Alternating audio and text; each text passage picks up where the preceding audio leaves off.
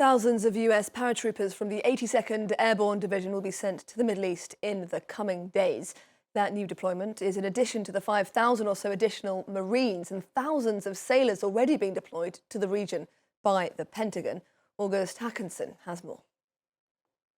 The United States is preparing to send reinforcements from the Army's elite 82nd Airborne Division to the Middle East, according to US media reports. The unit, based at Fort Bragg, North Carolina, is the military's rapid response force, capable of deploying anywhere in the world within 18 hours. Highly trained in airborne assaults, these troops can parachute into hostile territory, securing airfields and clearing the way for larger operations. Their deployment would mark the latest step in a major US military buildup in the region as the Trump administration escalates pressure on Iran. The amphibious assault ship USS Tripoli, carrying more than 2,000 Marines, is expected to arrive by Friday. That deadline coincides with President Donald Trump's demand that Iran reopen the Strait of Hormuz. Meanwhile, another 2,500 Marines from the 11th Marine Expeditionary Unit are en route from California aboard the USS Boxer, forces trained to conduct amphibious assaults. If tensions escalate further, US forces, either those already en route or elements from the 82nd Airborne, could be used to seize Karg Island, Iran's critical oil export hub. The US already has roughly 50,000 troops in the region, spread across a wide network of bases at nearly 20 locations. The largest concentrations are in Qatar, Bahrain, Kuwait, the United Arab Emirates, and Saudi Arabia. Well, for more now on this significant new troop deployment, we can bring in Christopher Featherstone, Associate Lecturer at the Department of Politics and International Relations at the University of York in the United Kingdom. Thank you very much for speaking to us here on France 24 today. Now, US President Donald Trump has said that talks with Iran have not hit a dead end, yet here we have the Pentagon simultaneously deploying thousands of additional soldiers. Is the deployment a negotiating tool, or has the US administration already lost faith in diplomacy? Which is it? Well, I think I've got to say it's something that is typical, maybe in international negotiations of this type, that you wouldn't necessarily stop your operations in this kind of military operation to start the discussions. You would think about moving the pieces, having your resources in place so that if you need to, you would be able to deploy troops to bend their arm to a certain extent. But I would also say that Donald Trump is a president who, in his first term, spoke quite a lot about being unpredictable, seeking to be someone who the opposition just could not get a grip on. And that is something that we've seen increasingly in this conflict with Iran. So I think it's entirely possible that it would be the typical kind of moving the pieces on the chessboard to have them available should they need to be used, maybe bending their arm a little bit so that the negotiations are a little bit smoother. However, this is Donald Trump, and actually we haven't really had any confirmation yet that these negotiations are really happening. There are intermediaries, there are mediators. I think Pakistan, Egypt, various other actors are seeking to maybe take that role, position themselves to help.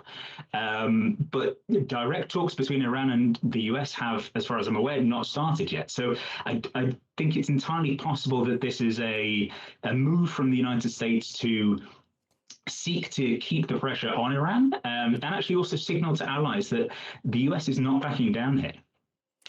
Now, we're hearing a fair bit that the US is considering operations inside Iran itself. What specifically would the US be seeking to achieve by getting boots on the ground? Well, I think it's an important factor to consider what level of control that would give you, right? Troops on the ground gives a certain level of control that the United States has, as of yet, not had in this conflict. Overflights, airstrikes, these kind of things have been able to reduce the Iranian military significantly and achieve some of what we believe Donald Trump's aims are. He's being very strategic and careful in not telling us what those goals are, so he can always seem to have met them. But I think boots on the ground would be a huge, significant escalation. So it would be a signal to allies that this is something that is not going away. This conflict is going nowhere. And this would be a long haul operation. However, I think it would also potentially enable them to strike some of the nuclear weapons, nuclear bases, where they would want to be able to check whether Iran is developing nuclear weapons, whether Iran is capable, has the machinery in place, has the technology in place to help achieve this, and also potentially dismantle further Iranian ballistic missile development bases. Donald Trump has signaled that he wants to bring a kind of shock and awe element to this conflict. He's been very willing to strike strike oil fields, strike energy resources. And so it would also be possible that this kind of boots on the ground approach would allow a much greater level of damage to Iran's economy, Iran's ability to project force and develop weapons and materials to prolong this conflict. And from a US point of view, then, how risky could such a potential move be? I think it's actually quite difficult to overemphasize just how risky this would be politically for the United States. We are seeing growing opposition to this conflict in Iran. We have some quite key MAGA figures who are aggressively against this conflict and are very willing to come out and speak against it, which is something Donald Trump hasn't really had to deal with in his entire time as being a political operator. He's very used to standing up to the Democrats, standing up to the media, who he sees as the opposition. He is not used to having to take on his own hardcore support, his own figures of, Tucker Carlson kind of media personalities, or Marjorie Taylor Greene in his MAGA political base. He's never really had to do that on this kind of scale, and I think that would be a challenge that he is not used to. Whether he'd be able to take it on is a different thing, but I think it would be a huge, huge challenge. There's also a huge growth in opposition from the families of soldiers who have been injured and killed in this conflict so far. Donald Trump and Pete Hegseth haven't been happy talking about the damage and the pain caused to the United States military by these attacks, but it is real. These people are being killed. They are suffering quite extensive injuries from this. So I think it's important to note that actually growing domestic opposition is going to be a significant factor the further into this conflict we go, and that will only increase if boots go on the ground in Iran. Now, one last question. Gulf countries, of course, very much in the firing line here. They have been since almost the start of this conflict. Is this latest massive US troop deployment likely to reassure the US's Gulf allies, or rather will it only serve to increase their exposure to Iran's retaliation?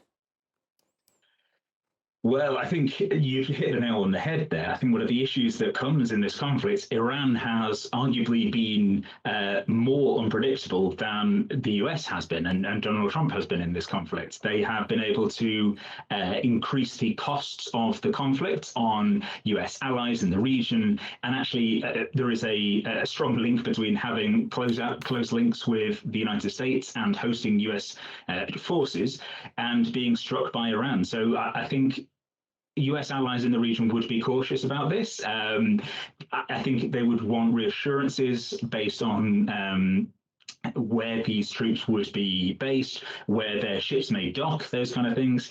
And I think the US will have to do quite a lot of hand-holding, quite a lot of reassurance of Gulf states to say there is still a value in being a US ally in this. We are not abandoning you to just carry on our own policies and our own operations as we see fit. We will ensure that you are protected. Donald Trump hasn't done that particularly well so far. He is not someone who has been particularly persuasive with allies. He's not been someone who's been good at persuading allies that I'm here for you and I will stand up to back you. So as much as moving troops into the region might show an increased intent, an increased willingness to put some skin in the game and escalate this conflict if it is required, if negotiations don't go well, equally, it is entirely possible that more troops in the region will actually escalate tension, escalate fears from US allies in the region, and actually it may not be welcomed by all US allies. Christopher Featherstone, I'm afraid we're going to have to leave it there. Christopher Featherstone, Associate Lecturer at the Department of Politics and International Relations at the University of York in the United Kingdom. Thank you very much. Thank you.